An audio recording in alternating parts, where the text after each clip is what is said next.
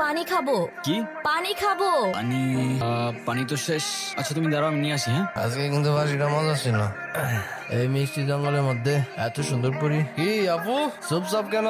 কথা কইতে পারেন না? নাম কি আপনার? কি হয়েছে এখানে? কিছু না ভাইয়া। আপু আমার কথা শুনেন না, চলেন না এক কাপ চা খাই। আমরা কিন্তু মানুষটা খারাপ না। এখান থেকে চলেন তাড়াতাড়ি। আরে দাঁড়ান না, চায়ের দাওয়াত দিল না। তা ভাবছি চাটা আজকে কে বানাবে, তোরা না তোদের বাপ? এই কি বললি? একদম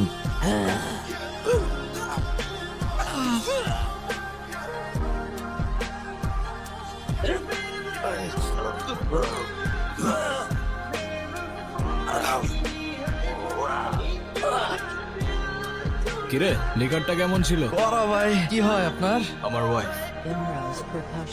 আচ্ছা এরকম মন খারাপ করে বসে থাকলে হবে? যা হবার তা তো হয়েই গেছে। গুনগুন তার পছন্দ মতো বিয়ে করেছে, এতে রাগ করার কি আছে? তুমি রাগ করো, অভিমান করো, আর যাই করো না কেন, এতে ওদের কিছু আসবে যাবে না। তুমি কেন ব্যাপারটা বুঝতে পারছো না? আমি শিওর এই ছেলে একজন ডিজিটাল জুয়ারি। ওদের কাজ হচ্ছে বড়লোক ঘরের মেয়েদেরকে খুঁজে বের করা, তারপর তাদেরকে টার্গেট করে। শুধুমাত্র টাকার লোভে এই ছেলে আমার ভাগ্নিকে বিয়ে করেছে, আর কিচ্ছু না। আমার ধারণা গুনগুন এই ছেলের সাথে ভালো থাকে। মন খারাপ করে বসে না থেকে চলো সবার মাঝখানে যাই। এভাবে কোনো লাভ হবে না। আমাদের উচিত এখন সবকিছু মেনে নেয়। মাথাটা ঠান্ডা করো। শুনছো, আজ কিন্তু আমাদের নাতনিটা নতুন জীবন শুরু করলো। তোমার কত ইচ্ছে ছিল এই দিনটা দেখা। যাক, অন্তত জুনিয়র বিয়েটা দেখে যেতে পারলাম। নাচ জামাইটা দেখতে কিন্তু রাজপুত্রের মতো। আমাকে ভাই বানিয়ে ফেলেছে। আমি এখন একা নয়।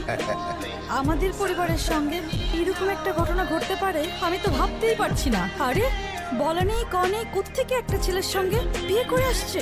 বাবা, আমরা তো কখনো সাহসই পাইনি এগুলো কল্পনা করার। আরে শত হলেও মানলাম গুনগুন আমার বড় পাননি, কিন্তু এই ছেলেটা আমার কি মনে হয় জানো, ভালো বংশের মেয়ে পেয়েছে না, ওটা দেখে ফাঁদ পেতে গুনগুনকে বিয়ে করে নিয়েছে। না জানি ছেলেটার মতলব। উফ, তোমরা একটু চুপ করো তো, বিরক্ত করো না, আমি পড়ছি। আচ্ছা পড়ালেখা বাদ, বলো তো বাবা, তুমি আমাকে কবে বল কিনে দিবা? বল, আবার সেই বল। এই পর্যন্ত কয়টা বল হারাইছে হিসাব আছে ওর? তাই পড়তে বস। কি কিছু বলবা? না, এই সব কিছুর মধ্যে আমি একটা জিনিস বুঝলাম না। তা কি বুঝতে পারো নাই তুমি? তুমি এসবে রাজি কেন হলে? এত বড় রিস্ক যদি কেউ জানতে পারে তাহলে তো তোমারও তো একটা জীবন আছে, তোমার ভয় লাগলো না? আমার জীবন তো রিস্কের উপরেই চলে। আর তাছাড়াও সবার লাইফের পূর্ণতাতেই তো কারোর না কারোর একটা ইম্পর্টেন্ট ক্যারেক্টার থাকে। তো কে জানে, হতে পারে খোদার তরফ থেকে তোমার লাইফের সেই ইম্পর্টেন্ট ক্যারেক্টারটা আমি। হতেও তো পারে না। Thank you. তোমার মতো মানুষ তাকদিরে থাকলে হয়তো জীবনটা অনেক সহজ হয়ে যেত। তাকদিরে লেখা ছিল বলেই তোমার সাথে আমার দেখা হয়েছে। জীবনকে আমিও খুঁজেছি, কখনো শহরের ব্যস্ত রাস্তায়, আবার কখনো প্রকৃতির এক নিঃশব্দ কোণে। অবশেষে আমি আমার জীবনকে দেখতে পাই ক্যামেরায়। বেশি করে দাও। কি নানু ভাই?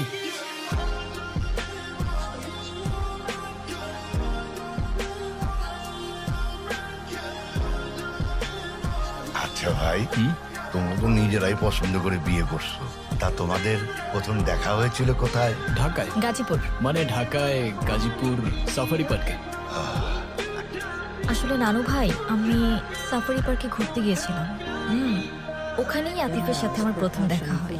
সেটা তো বুঝতেই পারছি।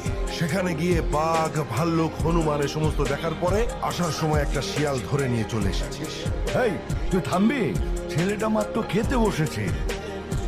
তুই চুপ থাক। খাও। তা নানা ভাই, তুমি কি আমার নাতনির সাথে এক ইউনিভার্সিটিতে পড়ো?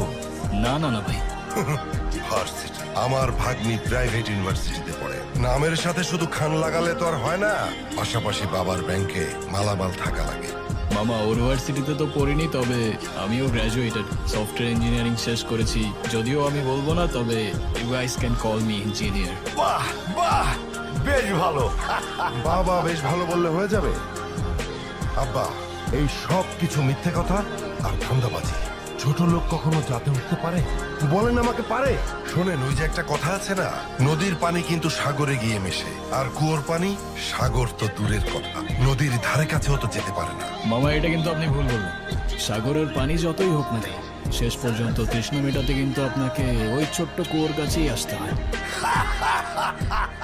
क्या जवाब दिया है मेरा भाई।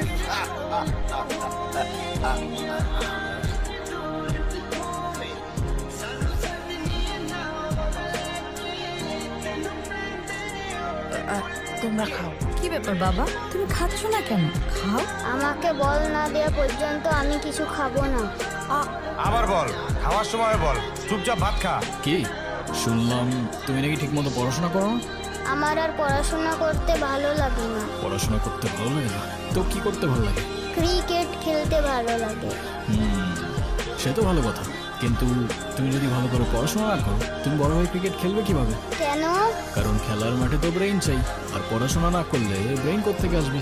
খেলার মাঠে আরো স্ট্র্যাটেজি চাই, আর তুমি যদি স্কোর বোর্ডের নাম্বারই না বুঝতে পারো তুমি খেলবে কি করে? তাহলে এখন আমি কি করব? তুমি এখন থেকে প্রতিদিন ঠিক মতো পড়াশোনা করবে, হ্যাঁ মজা করবে, খেলবে, সবই করবে, সাথে পড়াটাও করবে।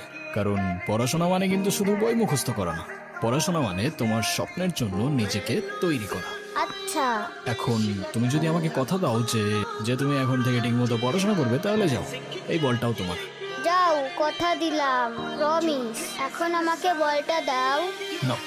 আচ্ছা বাই দা ওয়ে, তোমাকে না বল কেনার জন্য টাকা দিলাম? সেইটা কি আর থাকে? সেইটাও আম্মু নিয়ে নিছে। ঈদের সালামিটাও আম্মু নিয়ে নাই। আমি যে কবে বড় হব? বড় তো সেদিনই হবে যেদিন নিজের কষ্ট চেপে অন্যকে সাহস আর সাথ দিতে শিখবে। আসসালামু আলাইকুম নানু ভাই। ওয়ালাইকুম, বসো। আসসালামু আলাইকুম মামা। আরে বাবা, সালামের উত্তরটা তো দিবি।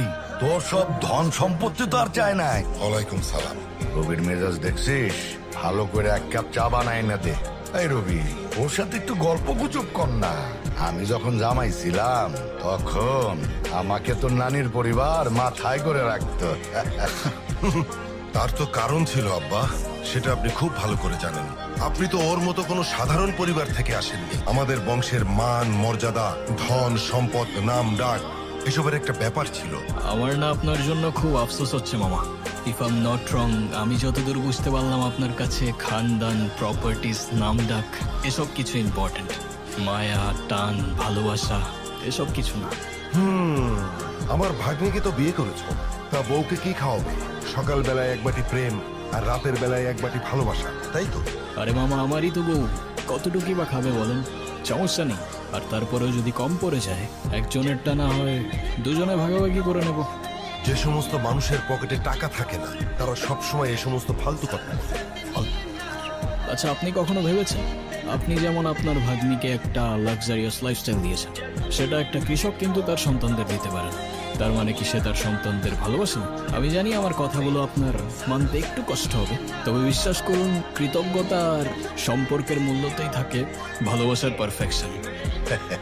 তা ভাই, তোমার পরিবারে কে কে আছে? সবাই, কিন্তু কেউ নেই। ছোটবেলাতেই একটা অ্যাক্সিডেন্টে সবাই চলে যায়, তারপর আমাকে রেখে আসা হয় এতিমখানাতে। সেখান থেকে অবশ্য একজন ভদ্রলোক আমাকে নিয়ে গিয়েছিলেন, বেশ ভালোই বাসতেন আমাকে। তার কিছুদিন পর সেও চলে গেলেন, তবে সাথে থেকে গেল তার রেখে যাওয়া ভ্যালিউজ আর এডুকেশন। তারপর একটু একটু করে কিছু টাকা জমিয়ে অনলাইনে ক্লোদিংয়ের বিজনেস শুরু করি। সেখান থেকে আমার লাইফের টার্নিং পয়েন্ট শুরু হয়। তারপর শখের বসে ফটোগ্রাফি, আরও কত কি। ও হ্যাঁ, আর আমার নিজের একটা রেস্টুরেন্টও আছে মুর্শিদগঞ্জে, আলহামদুলিল্লাহ। তবে আমি বিশ্বাস করি যে জীবনে টাকা দিয়ে সুখ কেনা যায় না, যদি না সেই সুখ তাকদিরে লেখা থাকে। যা, ওকে চারপাশটা একটু ঘুরিয়ে দেখা। আপনিও চলেন না ভাই বেটা। আচ্ছা।